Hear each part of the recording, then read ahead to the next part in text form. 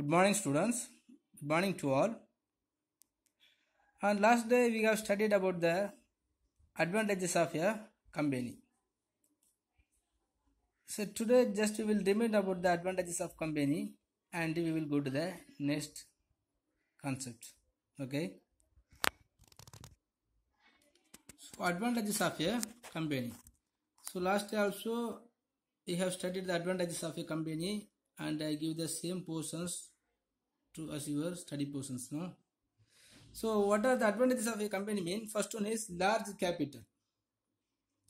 A company can secure a large capital compared to a sole trader or partnership organizations. So when we are comparing to the sole trading or the partnership organizations, the joint stock company have the possible to gathering the large amount of capitals. So when we have the large amount of capital to establish any of the organizations, it will be very helpful to extend the organizations. Okay, and there is no chance, there is no way to gathering the more capital in the partnership organizations and the sole trading organization. But in this joint stock company, by issuing the shares, so we can easily collecting the large amount of capitals, and because of that we can easily establish the large scale industries also. Next, limited liability. So the liability of a shareholder is very limited. In the case of company limited, by guarantee, his liability is restricted to the amount that he has guaranteed to the contribute in the event of winding up of the company.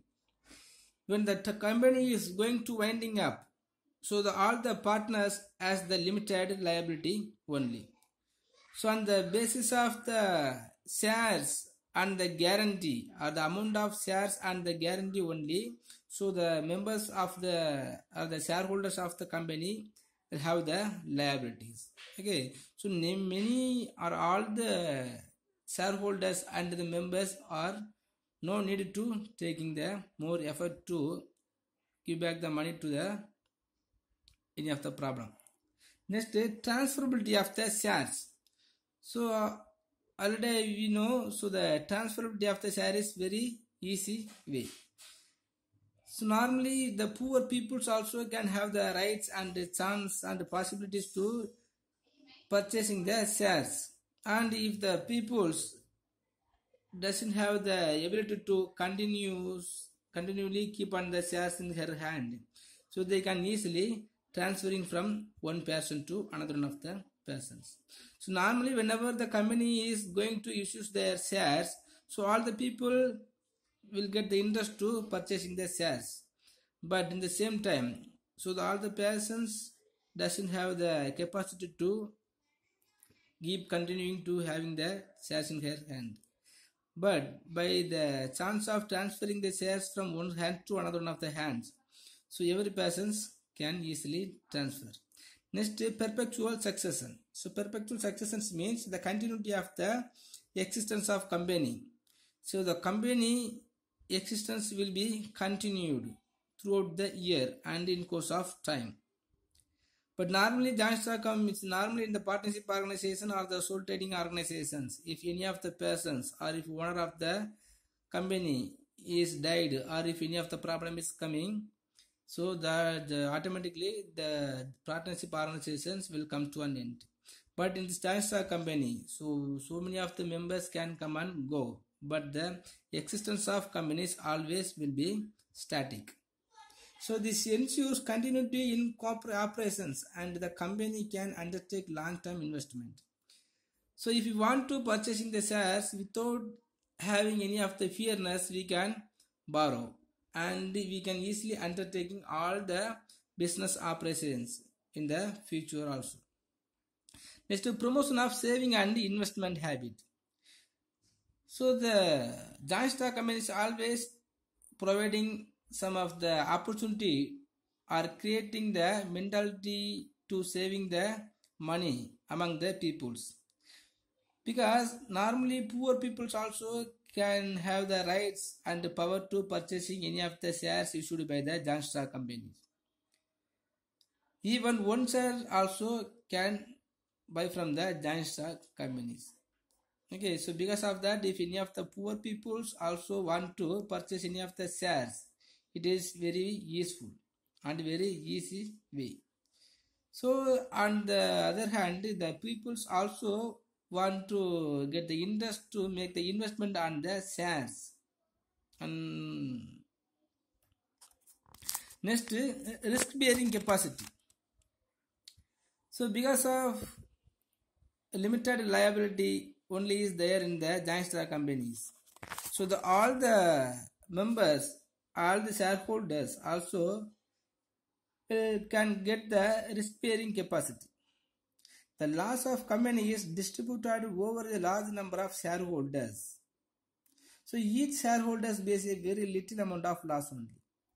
Even if any of the problems means one of the most important problem in giant stock company is winding up. When they are going to winding up, if the property is have to be insufficient, that is the main important problems. Okay, nowadays the problem like this, such as a problem will not occur in our nations. Okay, but even though if any of the problem is arised when the company is going to winding up, so all the shareholders can have the risk bearing capacity.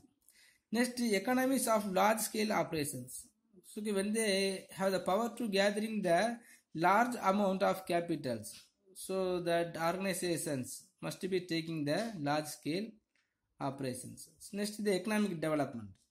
So because of having the large amount and conducting the large scale operations, the giant stock companies providing many facilities to the societies. The giant stock companies have large financial resources. They are able to undertake large scale productions.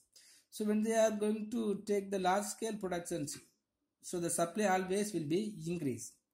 And because of that, the satisfy of the needs of more number of consumers will be occurs.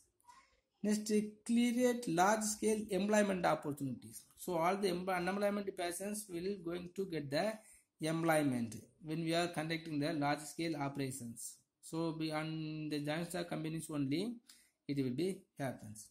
And to promote balanced regional development, because the giant stock companies will be increasing the supply of commodities, and because of that the number of market also will be increased. So there is no way to making the regional disparities. Okay, the balanced regional development will be contribute and substantially to the government by ways of taxes. Okay, one of your giant stock companies will be in the need of paying the tax in many ways, income tax and the production tax and the cost tax and the many type of the tax also have to paid by the giant stock companies. Okay, yesterday also we have studied the 8 advantages of the giant stock companies. Okay students, today we will study about the disadvantages of a companies. But even if there is more advantages in a giant stock company, some of the disadvantages also will be there. So what are the disadvantages are there in this giant stock company mean? First one is costly and difficult to form. To establish the giant stock companies, it is not a easy method. It will be creating a costly and very difficult to establish. So the number of legal formalities must be absorbed in the formation of the companies. So in this sole trading organization and the partnership organization, there is no more legal formalities. Okay, so by collecting or by joining the 20 members, we can easily establish one of the partnership organizations. And in the sole trading organization also, if we decided to establish the shop, it will be easy. But in the giant stock companies, not like so. To establish the giant stock companies, there are more legal formalities. So the more legal formalities also must be observed in the formation of the company. To observe these legal formalities, promoters have to spend much time and money. So all the promoters have to spend more money and the time also. Simply, if you are considering the building of the giant stock companies, So we must spend more time, and it will be take more time also. Next is scope for dishonest and unscrupulous management. The directors manage the company with the help of the paid officers. Paid officers means some of the managers and some of the workers will be working under the board of directors. So here the board of directors only may be an active and will be very honest to the joint stock company. But we can't expect the honest among these payable persons. So the directors are dishonest, they may make personal gain at the expense of the company. So even if the directors or the board of directors are not honest, he will get the personal gain at the expense of the company. By the way of expense of the company, so the board of directors will get the personal income. So they may misuse their power and positions. Just to see if any one of the joint stock company, the chairman or the most powerful persons or most authoritative persons will not be existence in the company. But this all the responsibilities will be transferred to another one of the persons. And if he has honest, dishonest means, these persons only will get the gain, the personal gain by the way of company itself. Next, management oligarchy. A few rich persons may secure control over the affairs of the company. So thus the management of a joint stock company might become oligarchic in characters.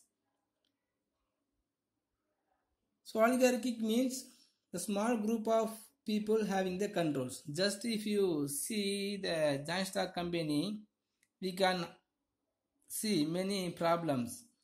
Some of the board of directors or the managing groups or some particular peoples of the family, the authority members family only will dominating the joint stock company truly.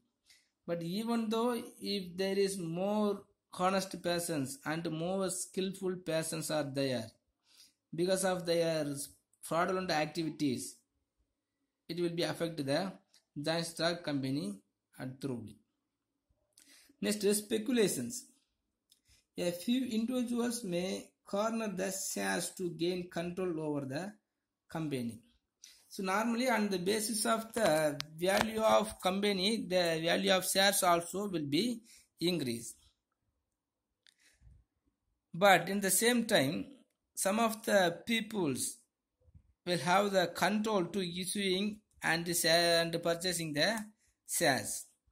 Because we must know one thing, if any of the directors or if any of the persons want to become as a manager or a board of directors, so he must has the 51% of the shares. So whenever they are going to issue the shares, they will not issue the more number of shares. And even if they are going to sell all the shares, they will consider or they will taking the effort to keeping the more shares on his own hand itself. So by the way of the speculative motive, a few individuals may corner the shares to gain control over the company. Next, lack of interest. So the officers of the company do not have incentive to work hard. They are not usually inclined to take risk. They lack initiative. So if any of the persons working in a joint stock company, they all will not taking the more effort. They won't take any hard work. Even if they are taking any hard work, sometimes they will not get any of the incentives. So the initiatives always will be in shortage or very lack. So if the initiatives, on the basis of the initiatives only, one joint stock company must be grown up. Next, lack of good labor relations.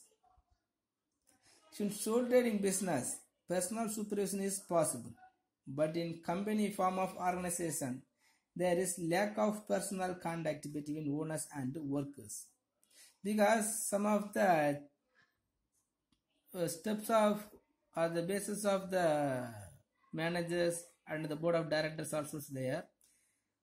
So when they are doing like so, the workers cannot able to make the personal relationship with the owner or the organizers.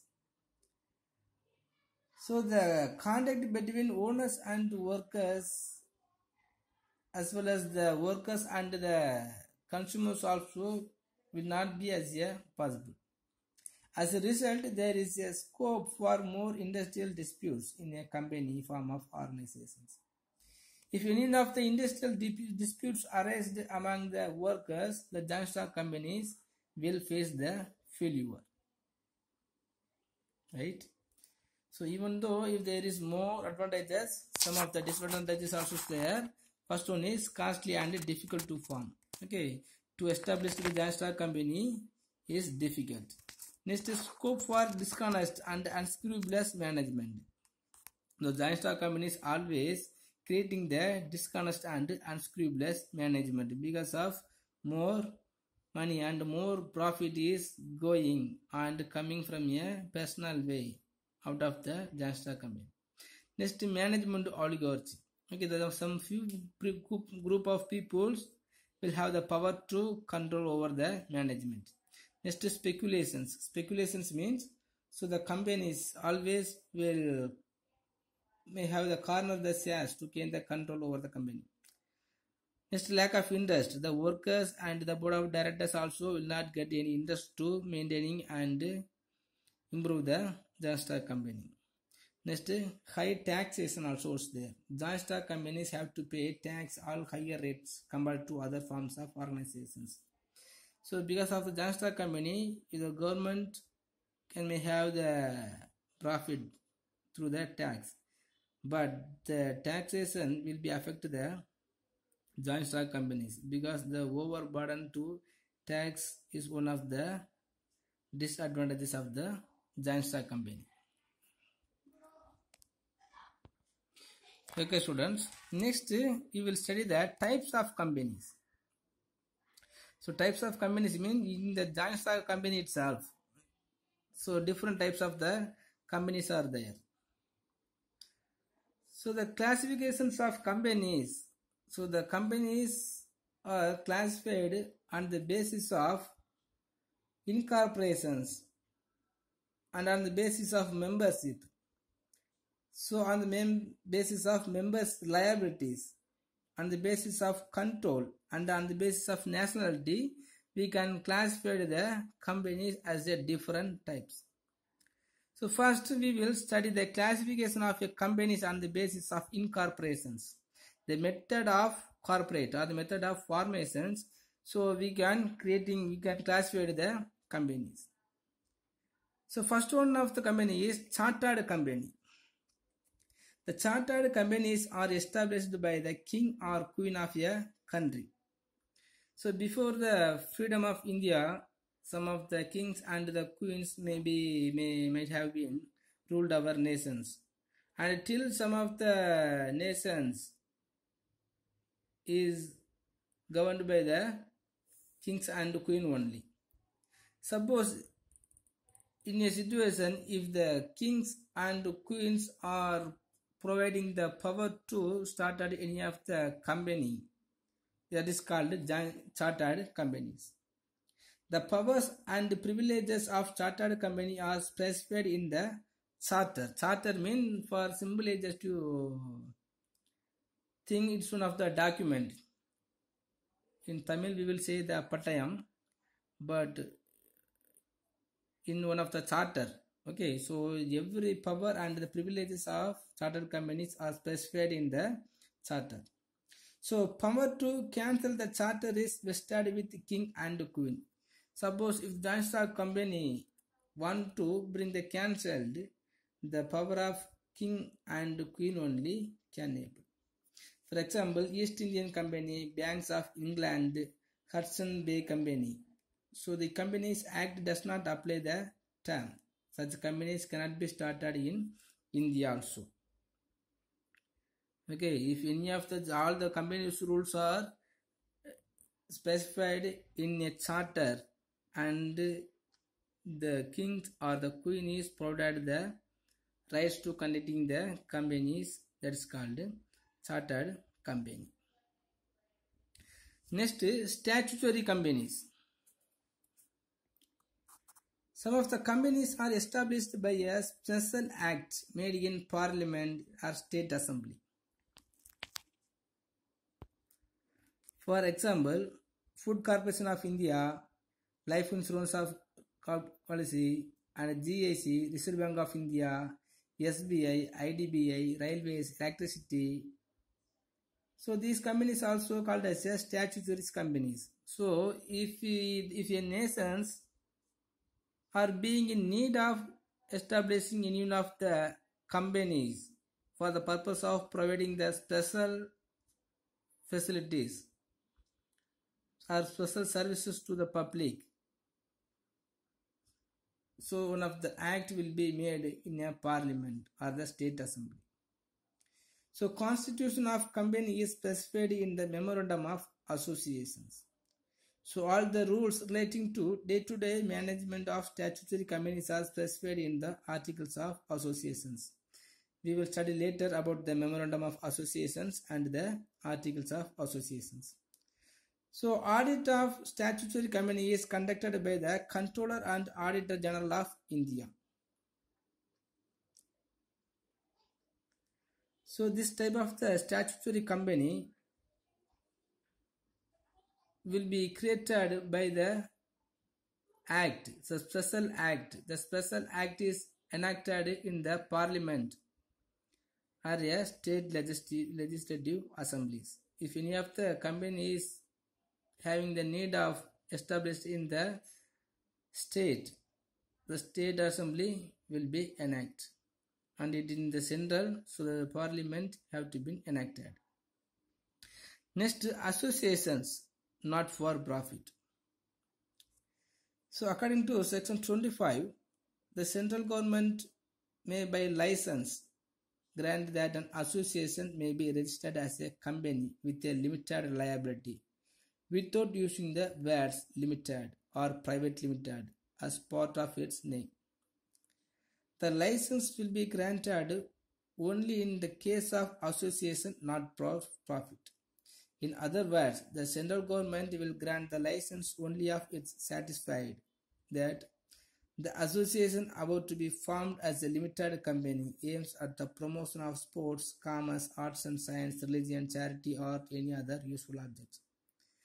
Normally, some type of the associations will be used for the purpose of providing or rendering the services to the public or some particular peoples or some of the particular societies. Now, if the individual people or the government also can have the rights to start at the associations not for profit. So the religion or the charity or any of the trust also will be considered as the associations not for profit. So it intends to apply its profit, if any, for promoting its objects. So before started the associations, they have to specify their objectives in the memorandum of associations. So what are the objectives mentioned in this memorandum of associations? That objectives must be fulfilled. And in these associations should not focus on earning profit. But even though if any of the profit is earned by the associations, this earned profit must be spent on the objectives of the promoting of the objects only. Next, it prohibits the payment of dividend to its members. Any of the problems is arised or any of the income is earned by these associations, this association should not provide the dividend to their members. Such companies may be public or private companies and may or may not have share capital. Sometimes some of the associations can issue the shares, but even though the amount earned by the issuing shares must be spending to the promoting its objects only. Okay, students, it's enough. So if you have any doubt, please ask me. Today we have studied the classification of companies on the basis of incorporations and the disadvantages of a companies also. Just to take the disadvantages of a company as your study portions.